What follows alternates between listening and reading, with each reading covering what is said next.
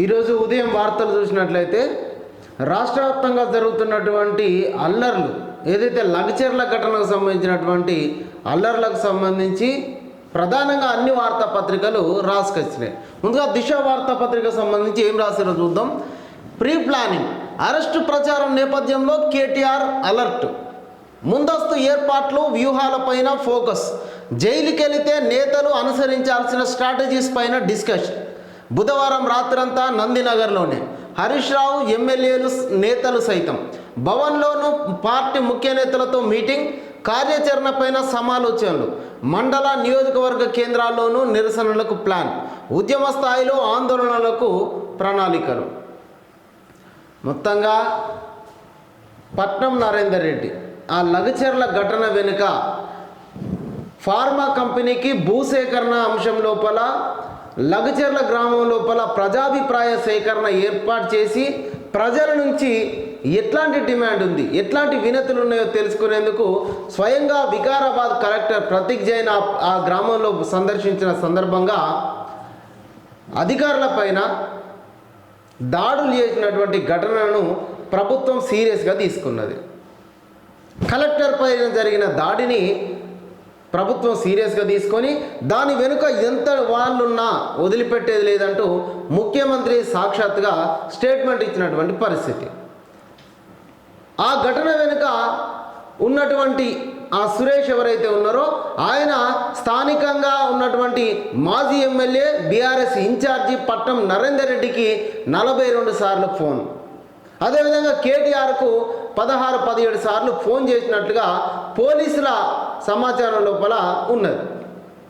దీంట్లో పట్నం నరేందర్ రెడ్డి నిన్న మార్నింగ్ కేబీఆర్ పార్క్ దగ్గర వాకింగ్ చేస్తున్న సమయం లోపల పోలీసులు అరెస్ట్ చేయడం జరిగింది. ఆయన ఇచ్చినటువంటి వాంగ్మూలం ఆధారంగా కేటీఆర్ పేరును ప్రధానంగా ప్రస్తావనకు తీసుకురావడం జరిగింది. కేటీఆర్ పేరు ఎప్పుడైతే బయటికి వచ్చిందో కేటీఆర్ అరెస్ట్ అనేది తప్పనిసరిగా ఉంటుంది అని బీఆర్ఎస్ కార్యకర్తలు అదేవిధంగా కేటీఆర్ సైతం కూడా అనుకున్నాడు కాబట్టి ఒకవేళ అరెస్టు జరిగితే, ఒకవేళ కేటీఆర్ నన్ను అరెస్ట్ చేయగలిగితే చేసేటువంటి ప్లాన్లు ఉద్యమ సమయంలో ఎట్లా అయితే అల్లర్లకు పిలుపునిచ్చినామో అట్లాంటి పిలుపునివ్వాల్సిన పరిస్థితి ఉన్నదని చెప్పేసి చెప్పడం జరిగింది. అంటే కేటీఆర్ పైన అటు F1 రేస్, ఈ రేస్, కార్ల రేసుకు సంబంధించి అదేవిధంగా ఫోన్ ట్యాపింగ్కి సంబంధించినటువంటి కేసు ముందుకు వెళ్తలేదు. కానీ ఈ లగచర్ల ఘటనను ప్రభుత్వం సీరియస్గా తీసుకొని అరెస్ట్ చేసే అవకాశం ఉన్నదని చెప్పే ఆ నేపథ్యం లోపల ఆయన ఇంట్లో ఉండి హైదరాబాద్లో ఉన్నటువంటి లీడర్లను, కార్పొరేషన్ చైర్మన్లను, మాజీ ఎమ్మెల్సీలను, మాజీ మంత్రులను అందరిని పిలుచుకొని అరెస్టు ఉండబోతున్నట్టుగా అర్థమైపోయింది. కానీ వాటి అనుకుంటూనే నిన్న ప్రెస్ మీట్ పెట్టి ఏం బీక్కుంటావు బీక్కో, నా పైన కేసు పెడితే ఊకుంటారా, ఊకోకపోతే ఏం చేస్తారు, అరెస్ట్ చేస్తే జైలు పోకపోతే మీరు ఆయన ఫామ్ హౌస్ పోతావా అని బీఆర్ఎస్ కార్యకర్తలే అంటున్న పరిస్థితి ఉన్నది. వీళ్ళకు ప్రభుత్వాన్ని నడపడం చేత కావట్లే. అవును, మీ లెక్క దందాలు చేస్తూ ప్రభుత్వాన్ని నడుపుడు చేతనైతే లేదు.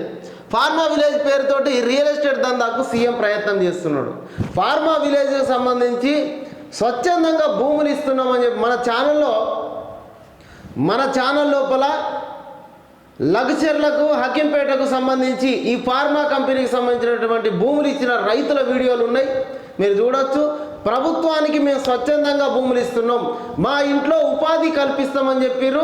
ప్రభుత్వం మేము కోల్పోతున్నటువంటి భూమికి ప్రభుత్వము డబ్బులు కట్టిస్తుందని చెప్పింది, ఇక్కడ అభివృద్ధి జరుగుతుందని చెప్పింది. కాబట్టి మేము మా భూములు ఇస్తున్నామని ప్రజలు, రైతులు స్వచ్ఛందంగా భూమి ఇస్తున్నటువంటి పరిస్థితి. దాని వెనుక రియల్ ఎస్టేట్ దందా ఉన్నదని చెప్పేసి మాట్లాడుతూ ఉన్నాడు. రింగ్ రోడ్డుకు 200 ఏళ్ల పాటు లీజుకి ఇచ్చినప్పుడు దానికి ఏమున్నట్టు, కొండగట్టు దగ్గర భూసేకరణ చేసిరు కదా, మరి దానికే ఏమున్నట్టు, రింగ్ రోడ్డు చుట్టూ రేవంత్ ప్రభుత్వం 5 ఏళ్ళు ఉండాలని కోరుకుంటున్నాం. ప్రజలు ఎన్నుకున్నటువంటి ప్రభుత్వం 5 ఏళ్ళు ఉండకపోతే దాన్ని కూల్చేసే ప్రయత్నం చేస్తారన్నట్ట.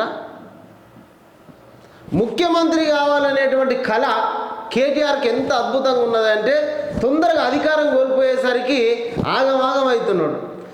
మళ్ళీ వెంటనే అధికారంలోకి రావడానికి పక్కా అన్ని ప్రణాళికలు, విధ్వంసం, ధర్నాలు, ర్యాలీలు, అవసరం ఉన్నా లేకున్నా ప్రభుత్వం చేస్తున్నటువంటి సంక్షేమ పథకాలకు మోకాళ్ళు అడ్డం పెట్టడం, ఈ పని నేర్చుకుంటున్నాడు. ప్రభుత్వాన్ని అప్పుడు ఈయనకు చేత కాదు, ప్రభుత్వాన్ని ఎట్లా ఇబ్బంది పెట్టడో ఈయనకు మాత్రం బాగా తెలుసు.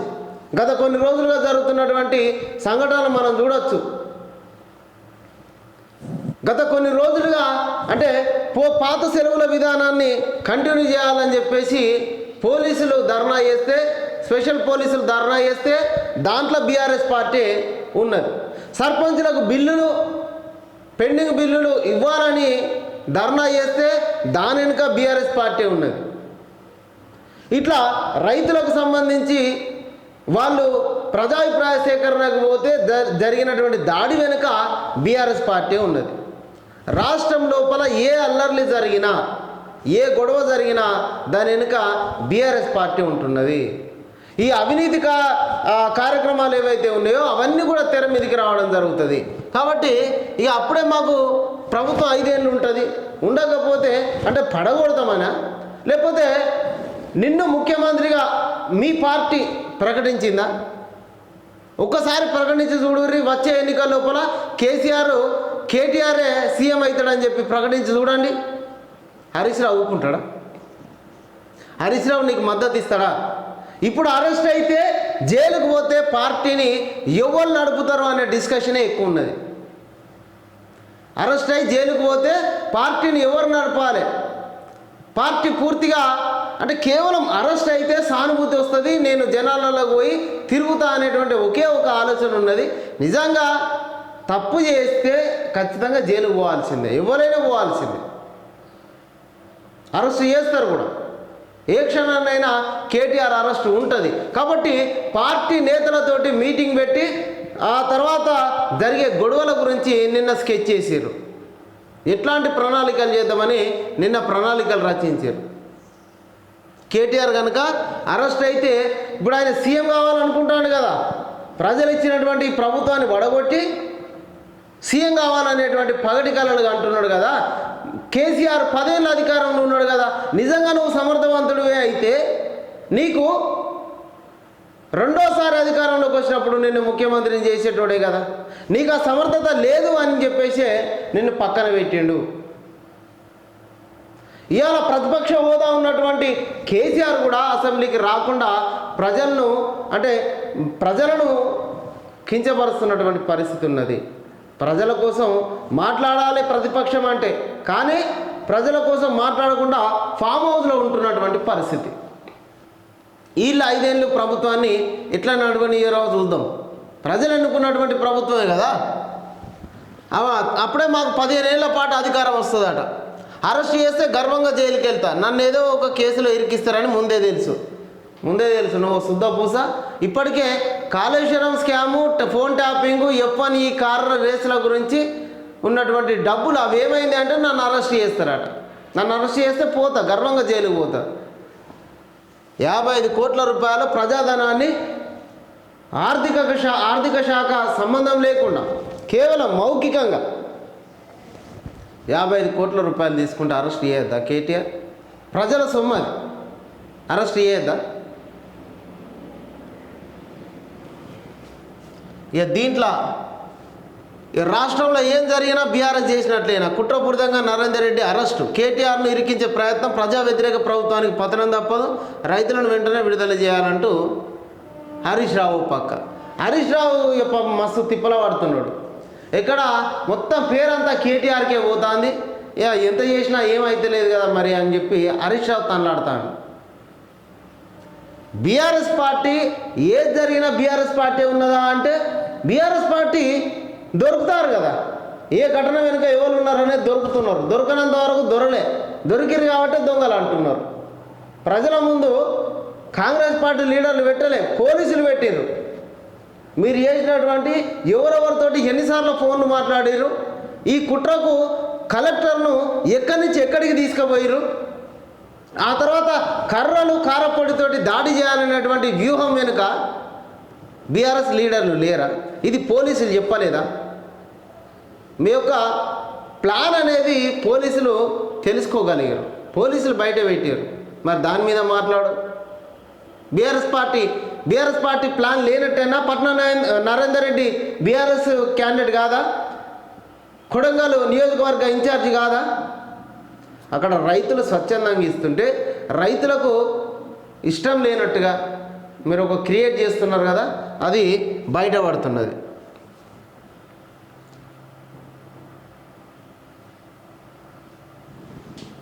ఇక దానికి సంబంధించి నిన్న కేబీఆర్ పార్క్ దగ్గర అరెస్ట్ చేస్తున్నప్పుడు ఆయన మాట్లాడుతున్నాడు, పోలీసులు అది కట్టు కదా, రిమాండ్ రిపోర్ట్లో ఉన్నవన్నీ అవాస్తవాలే, నేను ఎట్లాంటి వాంగ్మూలం ఇవ్వలేదు, మార్నింగ్ వాక్ చేస్తుండగా బలవంతంగా తీసుకెళ్ళిర్రు, నన్ను అక్రమంగా కేసులో ఇరికించిర్రు, అరెస్టుకు ముందు ఎట్లాంటి నోటీసులు ఇవ్వలేదు, నా పైన కేసు కొట్టేయండి.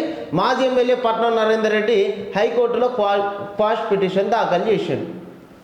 ఇది నాకేం సంబంధం లేదు, పోలీసులు సంతకం పెట్టాలంటే సంతకం పెట్టిన అని చెప్పేసి ఒక అమాయకుని లెక్క చెప్తే పోలీసులు మొత్తం డాటా అంతా బయట పెట్టారు. ఇక ఇంకొక పరిస్థితి ఏంటంటే పట్నం మహేందర్ రెడ్డి ఈ ఘటన పైన వాళ్ళ అన్న సైలెంట్గా ఉన్నాడు. ఏంది, ఆయన కాంగ్రెస్ పార్టీలో ఉన్నాడు. ఎన్నికల సందర్భం వరకు పట్నం నరేందర్ రెడ్డిని గెలిపించడానికి ప్రయత్నాలు చేశాడు, బీఆర్ఎస్ పార్టీలోనే ఉన్నాడు. ఎన్నికల తర్వాత కాంగ్రెస్ పార్టీలో చేరి మల్కాజ్గిరి ఎంపీగా కూడా పోటీ చేయడం జరిగింది. ఈ సందర్భం లోపల తమ్ముని అరెస్టు పైన పార్టీకి వ్యతిరేకంగా మాట్లాడలేని పరిస్థితిలో మీడియాకు దూరంగా ఉన్నాడు. తన రాజకీయ గురువు పట్నం నరేందర్ రెడ్డికి రాజకీయ గురువుగా ఉండి గత ఎన్నికల లోపల రేవంత్ రెడ్డిని ఓడించేటందుకు ప్రయత్నం చేశారు, ఓడించారు. ఈసారి ఓవైపు తమ్ముడు, ఇంకోవైపు పార్టీ సమర్థించలేక వ్యతిరేకించలేక సతమతమవుతా ఉన్నాడు. ఒకరికి సపోర్ట్ చేస్తే ఇంకొకరికి ఇబ్బంది అయ్యేటువంటి పరిస్థితి ఉన్నది. అందుకే ఆయనే సైలెంట్గా దూరం ఉంటున్నటువంటి పరిస్థితి. కాంగ్రెస్ పార్టీ ఆయనకు బీఆర్ఎస్ నుంచి కాంగ్రెస్లో చేర్చుకున్న తర్వాత మండలి విప్గా కూడా ఆయనను ఎన్నుకోవడం జరిగింది. దానిపైన బీఆర్ఎస్ పార్టీ అభ్యంతరం కూడా తెలపడం జరిగింది. ఇక రైతులకు రేవంత్ బెదిరింపులు, ఇట్లాంటి ప్రభుత్వాన్ని ఎన్నడూ చూడలేదు. పేదల భూములు లాక్కొని పెద్దలకు కట్టబెడతారా? సీఎంకు ఎవరు సలహాలు ఇస్తున్నారో అర్థం కావట్లేదు. ఏ కంపెనీకి లగచర్ల భూములు ఇచ్చారో కలెక్టర్కు తెలియదు. త్వరలో ఘటనా స్థలానికి బీజేపీ బృందం పోతుంది. వీళ్ళు బీఆర్ఎస్ వాళ్ళది అయిపోయిందిగా, నెక్స్ట్ బీజేపీ వాళ్ళు పోతారు. ఆడికి బీజేపీ వాళ్ళు పోయి వీళ్ళు ఏం చేసిరో వాళ్ళు ఫాలో అవుతారు, వీళ్ళు ఏం చెప్పిర్రో వాళ్ళే అదే చెప్తారు మీడియా ముందు. వీళ్ళు ఏ కార్యాచరణ తీసుకుంటే వీళ్ళు అదే కార్యాచరణ తీసుకుంటారు. ఇక్కడ గల్లీ లోపల వీళ్ళు కొట్లాడతారు, ఢిల్లీలో పోయి కలిసి ఉంటారు.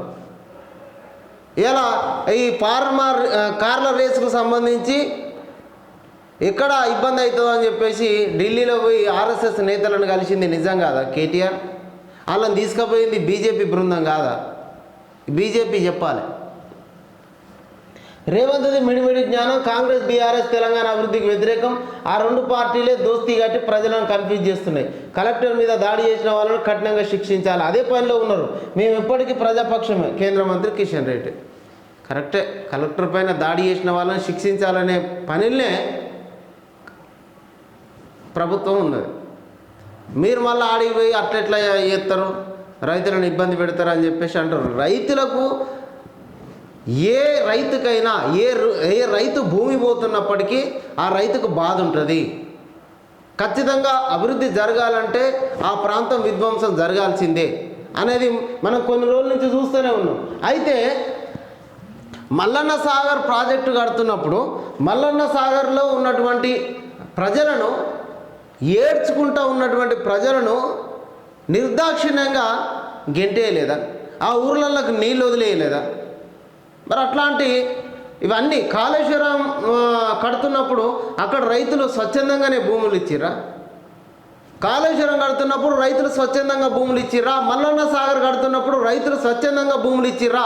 ఖచ్చితంగా అభివృద్ధి జరుగుతున్నప్పుడు అక్కడ ప్రజలకు ఉపాధి చూపిస్తుంది ప్రభుత్వం, అదేవిధంగా ఉద్యోగ అవకాశాలు కల్పిస్తుంది, ఆ ప్రాంతాన్ని అభివృద్ధి చేస్తుంది, ప్రజల్ని దాంట్లో భాగస్వాములను చేసే ఏ ప్రభుత్వం అయినా ఆ ప్రజల దగ్గర నుంచి భూములు తీసుకుంటుంది. ఓ రూపాయి అటో ఇటో ఇక్కడ ఖచ్చితంగా ప్రజలు ఏం కోరుకుంటా ఉన్నారు, మాకు ఇచ్చేటువంటి నష్టపరిహారం సరిపోదలేదు, ఇప్పుడున్నటువంటి రేట్ల ప్రకారం మాకు భూములకు ధరలు రేట్లు కట్టియండి అని చెప్పి రైతులు విజ్ఞప్తి చేస్తూ ఉన్నారు. అదంతా కూడా ప్రభుత్వం దృష్టికి తీసుకుపోవాలనే కదా కలెక్టర్ పోయింది అక్కడికి. అన్ని అంశాల వెనుక రాజకీయ కోణాన్ని సృష్టించి బీజేపీ బీఆర్ఎస్ రెండు కూడా గల్లీలో దోస్తాను చేస్తూ ఢిల్లీలో ఇబ్బందులు సృష్టించేటువంటి ప్రయత్నం చేస్తున్నారు. ఇక నెక్స్ట్ వీళ్ళు పోయారు కదా, వాళ్ళు పోతారు. ఇప్పటికే ఫోన్ ట్యాపింగ్ తోటి నాకు సంబంధం లేదు పోలీసుల ఈ చాలా చిరుమర్తి లింగయ్యకు నోటీసులు ఇచ్చిరు పోలీసులు ఫోన్ ట్యాపింగ్ లోపల. ఆయనను అడిగితే ఆయన కేటీఆర్ గురించి ప్రశ్నలు అడిగినట్టు పోలీసులు. దీంట్లో కేటీఆర్కి ఏమైనా సంబంధం ఉన్నదా? పోలీసుల విచారణకు సహకరిస్తా తెలిసిన అధికారి కాబట్టి గతంలో తిరుపతి అన్నతో మాట్లాడినా, ఆయన అడిగితే మదన్ రెడ్డి రాజ్కుమార్ ఫోన్ నెంబర్లు ఇచ్చిన నా పైన అక్రమ కేసులు పెట్టాలని చూస్తున్నారు మాజీ ఎమ్మెల్యే చిరుమర్తి లింగయ్య. ఒక్కొక్కరు అన్నీ బయటకు వస్తున్నారు. ఇక ప్రభుత్వాన్ని కూల్చడం పైన బీఆర్ఎస్ ఫోకస్, ప్రతిపక్ష పాత్ర పోషించడంలో ఫెయిల్, అవసరం లేని అంశాల్లో జోక్యం, మా వైఫల్యాలేంటో కేటీఆర్ చెప్పాలి, కేటీఆర్ తప్పిదాలు చెప్పాలంటే రోజులు సరిపోతలు, దాడి గులాబీ గుండాల పనే, రైతుల ముసుగులో అధికారులను చంపే కుట్ర, కలెక్టర్ పైన దాడి చేసిన వాళ్ళు మాపై చేయరని గ్యారంటీ ఏంది, సర్కారును అస్థిరపరిచేందుకు గులాబీ పార్టీ ప్రయత్నం, రైతుల సమస్యలను వినేందుకు సిద్ధంగా ఉన్నామంటూ మంత్రి పొంగిలేటి చెప్పడం జరిగింది. ఇది రైతులు ఏమడుగుతూ ఉన్నారంటే, రైతులు అడిగినటువంటి నష్టపరిహారం ఇవ్వడానికి, రైతుల బాధ ఏందో తెలుసుకోవడానికి మేము వెళ్తామంటూ మంత్రి చెప్పినటువంటి పరిస్థితి. ప్రజలు చెప్పేది వింటాం, సానుకూలంగా వింటాం, సరైన పరిష్కారం చూపెడతామని ప్రభుత్వం చెప్తున్నది. అక్కడ నిన్న సబితా ఇంద్రారెడ్డి అక్కడ రైతులను కలవడానికి వెళ్తే అసలు వాళ్ళు ఎందుకు వాడు లొల్లి చేసిండో తెలియదు. ఈ ఒక్క లొల్లి రాష్ట్ర వ్యాప్తంగా గొడవను క్రియేట్ చేసారు. దాని వెనుక ఎవరు ఉన్నారో మాకు తెలియదు. ఆ కేటీఆర్ పేరు వచ్చింది, పట్నం నరేందర్ రెడ్డి ఎందుకు ఇన్వాల్వ్ అయ్యిండో తెలియదు. మాకు జరగాల్సినటువంటి న్యాయం విషయం లోపల మేము అన్యాయం అయిపోతున్నాం. మెయిన్ ట్రాక్ అనేది మేము మాట్లాడుతున్నటువంటి అంశం అనేది సైడ్ ట్రాక్ అవుతున్నది. మా బాధ ప్రభుత్వానికి మేము చెప్పే ప్రయత్నం లోపల కలెక్టర్ దగ్గరికి వెళ్తే ఆ దాడి లోపల ఆ ప్రజల గుంపు లోపల వచ్చి వాళ్ళు ప్లాన్గా ఒక దాడి చేసిరని చెప్పి నేను రైతులు మాట్లాడారు సబితా ఇంద్రారెడ్డి ముందు. సబితా ఇంద్రారెడ్డిని అక్కడి నుంచి పంపించే ప్రయత్నం చేసిర్రు. అమ్మ మీకు దండం, మేము ఏదో మా సమస్యను పరిష్కారం చేసుకుంటాం, మీరు దీంట్లో ఇన్వాల్వ్ అయ్యి దీన్ని రాజకీయంగా రచ్చరచ్చ చేయకూడదు అని చెప్పేసి సబితా ఇంద్రారెడ్డిని అక్కడి నుంచి పంపించేసారు. 1500 మంది నేపాలీలకు ఆధార్ కార్డులు. సికింద్రాబాద్లో ఘరానా ముఠా అరెస్టు, 20 నిమిషాల్లో నకిలీ ఓటరు, పాన్ కార్డులు, యూనివర్సల్ మ్యాజిక్ యాప్ ద్వారా వాటితో బర్త్ సర్టిఫికేట్లకు దరఖాస్తులు, కాంట్రాక్ట్ ఉద్యోగులకు ముడుపులు ఇస్తూ క్లియరెన్స్, అనంతరం వాటితో ఆధార్ కార్డుల అప్లికేషన్, అవసరాలకు అనుగుణంగా పాస్పోర్టులో మార్పులు, 6 అరెస్టు, నిందితులో జిహెచ్ఎంసీ కాంట్రాక్ట్ ఉద్యోగి, Hyderabad task force DCP Sudhindrababu వెల్లడి. ఇక బోనస్ చెల్లింపు షురు, సన్న వడ్ల రైతుల ఖాతాల్లో జమ, వడ్ల పైసలు పండిన మరుసటి రోజే ఇప్పటి వరకు 100 కోట్లు ట్రాన్స్ఫర్ చేశారు. రైతులకు ఒక శుభవార్త, ఏదైతే సన్న వడ్లకు 500 రూపాయలు బోనస్ ఇస్తామని చెప్పిందో ప్రభుత్వం, అది ఆల్రెడీ షురూ చేసింది. ఇప్పటికే రైతుల ఖాతాల్లోపలికి 100 కోట్లను ట్రాన్స్ఫర్ కూడా చేసింది. సివిల్ సప్లై శాఖకు సంబంధించి సమాచారం, అట్లనే ఆర్థిక శాఖ నుంచి ఆర్థిక ఖజానా నుంచి బోనస్ని ఇచ్చేటువంటి పరిస్థితి ప్రభుత్వం తీసుకున్నది. కాబట్టి ఏదైతే 500 రూపాయల సన్నాలకి ఇస్తామని చెప్పారో అది ఇప్పటి నుంచే షురూ చేసిర్రు. వడ్ల పైసలు పడ్డాయి కదా, సివిల్ సప్లై శాఖ నుంచి వడ్ల పైసలు పడతాయి. ఆ నెక్స్ట్ డే బోనస్ ఏమో ఖజానా నుంచి ఆర్థిక శాఖ నుంచి ట్రాన్స్ఫర్ అవుతాయి రైతుల లోపలికి. ఇప్పటికే 100 కోట్లు జమ కూడా చేయడం జరిగింది. గ్రూప్ 4 ఫలితాలు విడుదల, 8084 మంది ఎంపిక, టీజీపీఎస్సీ వెబ్సైట్లో రిజల్ట్స్, త్వరలో నియామక పత్రాలు, పలు శాఖల్లో తీరనున్న సిబ్బంది కొరత, ఇక మున్సిపల్ శాఖలో వార్డ్ ఆఫీసర్లు. గ్రూప్ 4 ఫలితాలను టీజీపీఎస్సీ రిలీజ్ చేసింది. మొత్తంగా 9,50,000 మంది పరీక్ష రాస్తే 8,000 మంది సెలెక్ట్ అయ్యారు. 2022 డిసెంబర్లో జరిగినటువంటి ఎగ్జామ్ నోటిఫికేషన్ అప్పుడు రిలీజ్ అయింది. 2022 డిసెంబర్లో నోటిఫికేషన్ రిలీజ్ అయితే ప్రజాప్రభుత్వం లోపల ఒక్కొక్క నోటిఫికేషన్కి పరీక్ష నిర్వహిస్తూ నియామక పత్రాలు ఇస్తూ ఉన్నది. ఏడాది పూర్తయిన సందర్భంగా 14 రోజుల పాటు ఉత్సవాలు చేస్తున్నటువంటి ప్రజాప్రభుత్వంలో డిసెంబర్ 9వ తారీఖున ఈ ఎగ్జామ్ లోపల సెలెక్ట్ అయినటువంటి క్వాలిఫై అయినటువంటి వాళ్ళకి నియామక పత్రాలు డిసెంబర్ 9వ తారీఖున ఇవ్వబోతూ ఉన్నది. ఏ ఉద్యోగాల కోసమైతే బీఆర్ఎస్ పార్టీని గద్దెదించారో ఆ ఉద్యోగాలను చకచక ఇస్తూ ప్రజాప్రభుత్వం ముందుకెళ్తా ఉన్నది. నిరుద్యోగుల ఎజెండానే మా ఎజెండా, నిరుద్యోగులకు ఉద్యోగాల అవకాశాలు కల్పించాలనే ఉద్దేశంతో కాంగ్రెస్ పార్టీ ఎన్నికల సందర్భంలో ఇచ్చినటువంటి మాట ప్రకారంగా ఒక్కొక్క నోటిఫికేషన్ను ఉద్యోగ నియామక పత్రాలను అందిస్తూ వెళ్తున్నటువంటి పరిస్థితి. డిసెంబర్ 9వ తారీఖున ఎల్బీ స్టేడియంలో ఈ నియామక పత్రాలు అందించేటువంటి అవకాశం ఉన్నది. లవ్కు నయా డెఫినేషన్, ఒకరితో ఉంటూనే మరొకరితో సంబంధం ఓన్లీ ఫిజికల్ ప్లెజర్కే మోస్ట్ ఇంపార్టెన్స్. ఇంతకు జెంజ్ అంటే ఏంటంటే స్పెషల్ ఎడిషన్ రాసుకొచ్చారు. ఇది లగచర్ల ఘటనకు సంబంధించి కేటీఆర్ హస్తం గురించి, ఆయన ఉన్నటువంటి దాన్ని ఎన్నుకున్నటువంటి పాత్ర గురించి పోలీసులు బయటికి తీస్తే ఏ క్షణాన్నైనా కేటీఆర్ అరెస్టు ఉండే ఛాన్స్ ఉన్నది.